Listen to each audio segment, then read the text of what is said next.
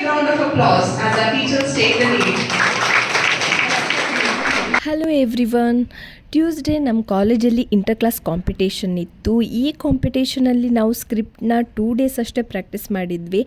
Price ಅಂತೂ expectation ಇರಲಿಲ್ಲ, but 3rd price ಬಂದಿತ್ತು. ಸೊ ಈ ಪರ್ಫಾರ್ಮೆನ್ಸನ್ನು ನಾನು ಲಾಗ್ನಲ್ಲಿ ಅಪ್ಲೋಡ್ ಮಾಡ್ತಾ ಇದ್ದೀನಿ. ಪ್ರತಿಯೊಂದು ಕ್ಲಾಸಿಗೂ 18 to 20 ಮಿನಿಟ್ಸ್ ಪರ್ಫಾರ್ಮೆನ್ಸ್ ಮಾಡಲಿಕ್ಕಿರುತ್ತೆ. ಸೊ ನಮ್ಮ ಪರ್ಫಾರ್ಮೆನ್ಸ್ ಹೇಗಾಗಿತ್ತು ಅನ್ನೋದನ್ನು ಕೊನೆ ತನಕ ನೋಡಿ ನೀವು ಹೇಳಿ.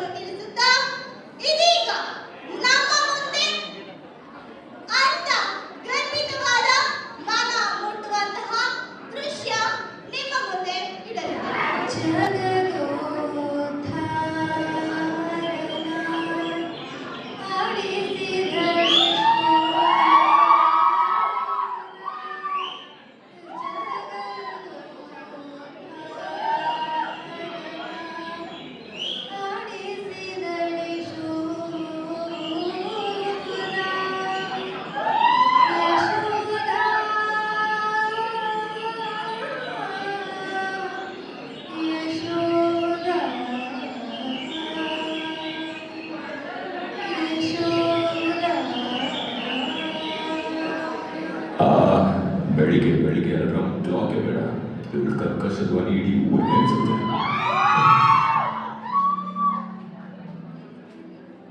ಸರೋಜಾ, ಸರೋಜಾ, 8 ಕಾಲ ಆಯ್ತು, ಇನ್ನು ಚಹಾ ಆಗಿಲ್ವಾ?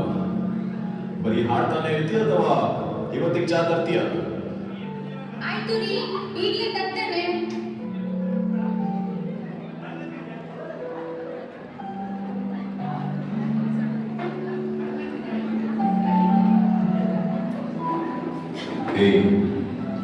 ಬಾಯಿ ಏನಾಯ್ತು? ಚಾ ಕುಡಿ.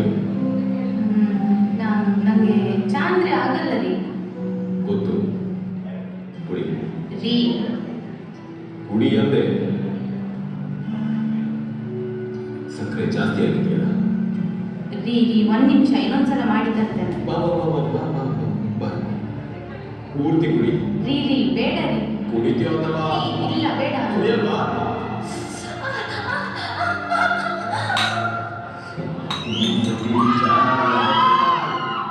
ಎಷ್ಟು ಸಕ್ಕರೆ ಹಾಕಬೇಕು, ಎಷ್ಟು ಹಾಕಬಾರ್ದಂತ.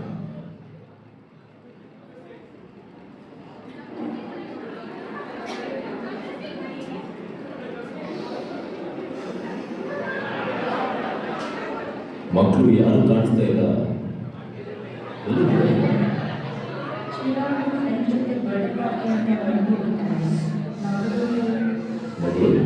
ಮಗಳು ಡ್ಯಾನ್ಸ್ ಕಾಂಪಿಟೇಷನ್ ಹೋಗಿದ್ದಾಳೆ. Dance competition? ಓಹೋ, ನನ್ನ ಪರ್ಸಲ್ಲಿರೋ ದುಡ್ಡೆಲ್ಲ ಅವಳಿಗೆ ಕೊಡ್ತಿದ್ದೇ ಇರಬೇಕು. ನಾನು ಯಾವ ದುಡ್ಡು ಸಹ ಕದ್ದಿಲ್ಲ ರೀ. ಇನ್ನೇನು ಮಕ್ಕಳು ಕದಿತಾರ? ಅಲ್ಲ, ಈ ಡ್ಯಾನ್ಸ್ ಕಾಂಪಿಟೇಷನಿಗೆಲ್ಲ ದುಡ್ಡೆಲ್ಲ ಸಿಗುತ್ತೆ. ಅದಕ್ಕಿಂತ ಮುಂಚೆ ದುಡ್ಡನ್ನು ಮರದಿಂದ ಹೋಗ್ಬಿಡುತ್ತಂತ ಹೇಳ್ಸ್ಕೊಂಡಿದ್ಯಾ? ಎಷ್ಟೇ ಆದರೂ ದುಡ್ಡಿನ ಬೆಲೆ ನಿನಗೆ ಗೊತ್ತಾಗುತ್ತೆ. ಈ ಪಾತ್ರ ತೊಳೆಯೋದು, ಬಟ್ಟೆ ಒಗೆಯೋದು, ಗುಡಿಸೋದು, ಅಡುಗೆ ಮಾಡೋದು, ಅದನ್ನು ಸುಲಭ ನಡೆಸ್ಕೊಂಡಿದೆ ದುಡ್ಡು ಸಂಪಾದನೆ ಮಾಡೋದು.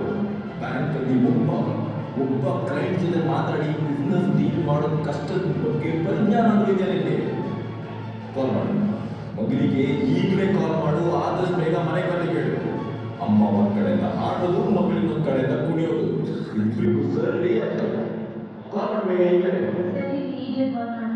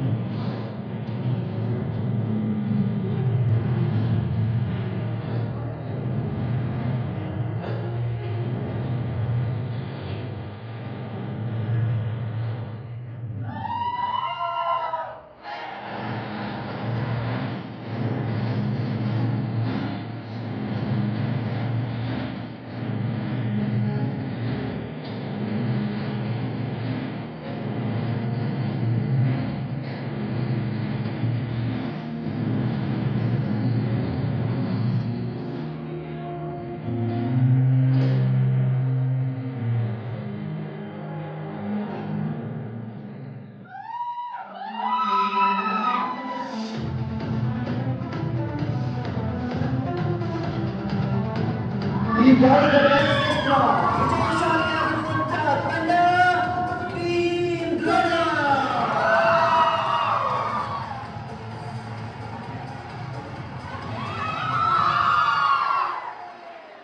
ಹೇ ಕವನ, ಬಾ ನಾವೆಲ್ಲ ಪಾರ್ಟಿ ಹೋಗ್ತೀವಿ, ನಮ್ಮ ಜೊತೆ ಬರ್ತೀಯಲ್ಲ? ಆಲ್ರೆಡಿ ಅಮ್ಮಂದು 7 ಮಿಸ್ ಕಾಲ್ ಇದೆ. ಅಪ್ಪನ ಗೊತ್ತಾದರೆ ಅಷ್ಟೇ ಮತ್ತೆ. ಈ ಸತಿ ಆಗಲ್ಲ, ನೆಕ್ಸ್ಟ್ ಟೈಮ್ ಪಕ್ಕ. ಬಾಯ್ ಬಾಯ್. ಏ ಮಗ, ಮಧ್ಯಾಹ್ನ ಯಾರೆಷ್ಟು ಕುಡಿತಾರೋ?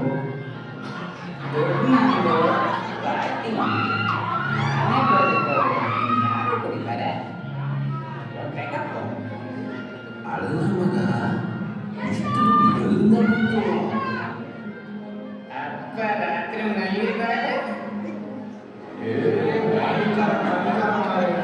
ಏ, ಪಾರ್ಟಿ ಅಂತೀರ ಸಾಂಗ್ ಏನಲ್ಲ.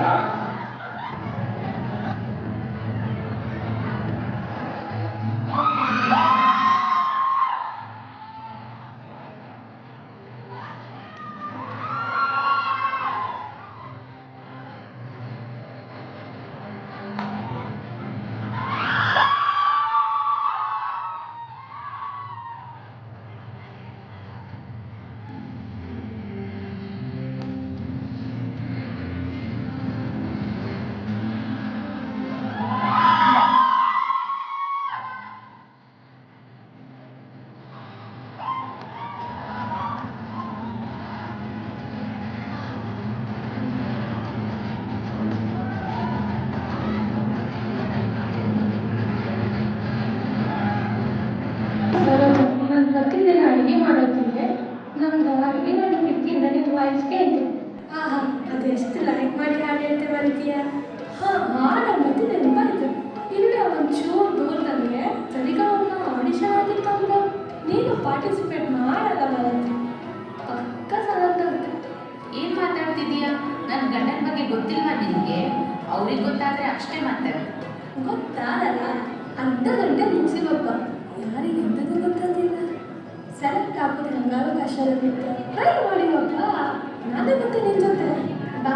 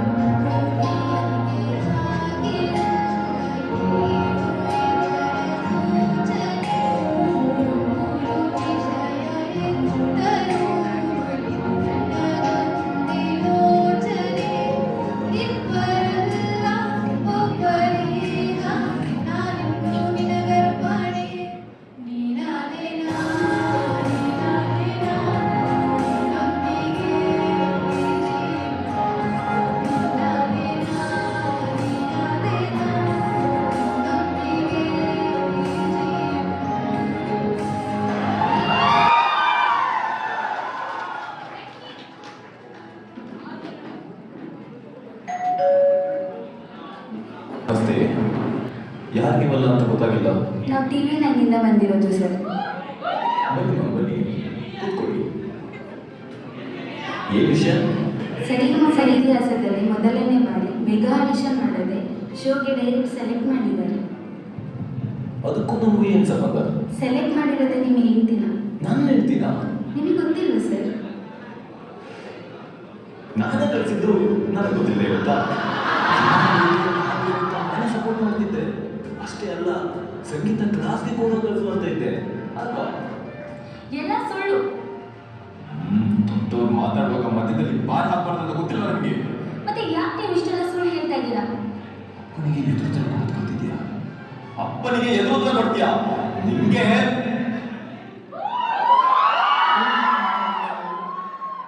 ಹೇಳಿದ್ದು ಸರಿಯೇ ಅಲ್ಲ? ಯಾವತ್ತಾದರೂ ಇಲ್ಲಿವರೆಗೆ ನೀವು ನನಗೆ ಸಪೋರ್ಟ್ ಮಾಡಿದಿಲ್ಲ. ಹುಟ್ಟಿದಾಗಲೇ ಹೆಣ್ಮಗು ಅಂತ ಇಡೀ ಮನೆಯವರೇ ಬೇಜಾರಾಗಿದ್ದರು. ನಿಮ್ಗೆ ಗೊತ್ತಾ, 10ನೇ ಕ್ಲಾಸಲ್ಲಿ ನಾನು ಯಾವತ್ತು ಕ್ಲಾಸಲ್ಲಿ ಫಸ್ಟ್ ರ್ಯಾಂಕ್. ಕನ್ನಡ ಮೀಡಿಯಮಲ್ಲಿ ಓದಿದ್ದೇ ಆದರೂ ಓದೋದಂದರೆ ನನಗೆ ತುಂಬ ಇಷ್ಟ ಆಗಿತ್ತು. ಆದರೆ ಮನೆಯವರು ನನಗೆ ಹೇಳಿದೆ ಕೇಳಿದೆ 10ನೇ ಕ್ಲಾಸ್ ಆದಮೇಲೆ ಮದುವೆ ಮಾಡಲಿಕ್ಕೆ ಮುಂದಾದೆ.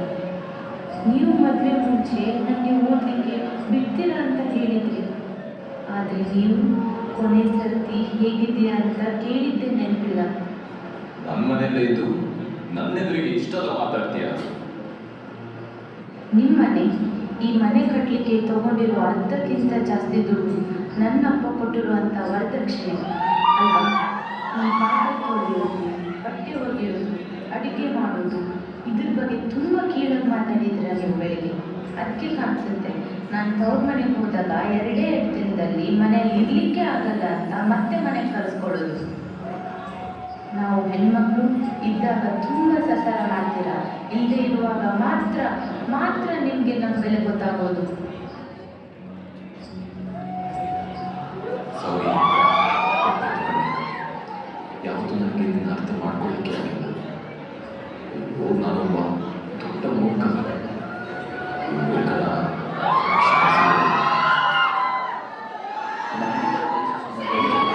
ಯಾರು ಕೇಸ್ ಹಾಕಿದ್ದಾರೆ, ಅದಕ್ಕೆ ನಿಮ್ಮನ್ನು ಕಸ್ಟಡಿಗೆ ಕರ್ಕೊಂಡು ಹೋಗಲಿಕ್ಕೆ ಬಂದಿದ್ದೇನೆ.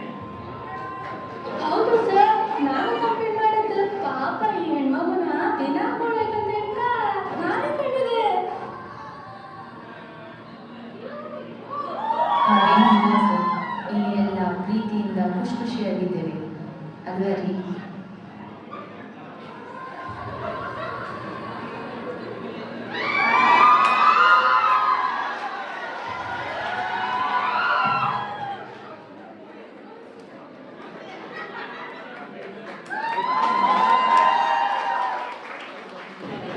A warm good morning to one town present here.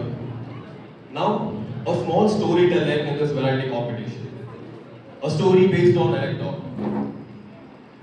My mom and dad, when they were married, they both wanted to have a girl child. So first time I was born, and again my brother was born, and they were a bit disappointed. My mom was an independent woman. She used to do all the work outside, and then she used to come home and she used to do the household chores too. But me, my brother and my father, all of us were scared of our mother, and we used to do all the household chores for her. Just because we were scared, because my mom used to be very angry if we didn't do any household chores. But in the summer holidays, we used to go to our native, and over there, we are a big joint family. Everyone, especially all the men and all the boys, used to roll down in the mud, play all the sports, whichever you may think of, come home, remove our shirt, whatever the dirt we have, throw it, and not do any of the household chores. They used to cook, we used to eat, they used to wash our vessels. They used to wash the vessels which they cooked too.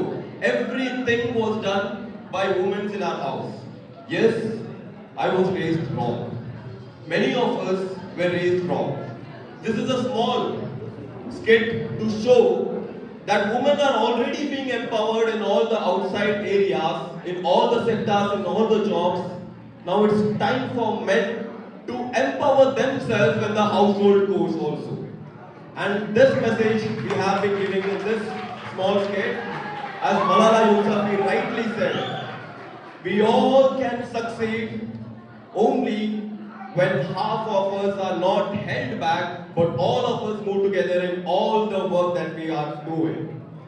In India, there are total 30,000 cases that is being reported of domestic violence, and I think this could be changed if we start doing work, household chores from very small step. And this is the presentation and the whole skit variety competition of 5 second class. Thank you everyone. So finally ಎಲ್ಲ class performance ಎಲ್ಲ ನೋಡಿ price ಎಲ್ಲ ತೊಗೊಂಡಾದ್ಮೇಲೆ DJ play ಮಾಡಿದ್ರು. ಅದರಲ್ಲಂತೂ ಈ ಸಲ ನಾವು ಸಿಕ್ಕಾಪಟ್ಟೆ enjoy ಮಾಡಿದ್ವಿ, ಸಿಕ್ಕಾಪಟ್ಟೆ ಕುಣಿದಿದ್ದೀವಿ ಕೂಡ. ಸೊ ಈ ಒಂದು ಲಾಗ್ ನಿಮ್ಗೆಲ್ರಿಗೂ ಇಷ್ಟ ಆಗಿರುತ್ತೆ ಅಂದ್ಕೊಳ್ತೀನಿ. ಹಾಗೆ ಇನ್ನಷ್ಟು ಲಾಗ್ಗೋಸ್ಕರ ಇದೇ ರೀತಿ ಸಪೋರ್ಟ್ ಮಾಡ್ತಾಯಿರಿ. Thank you all.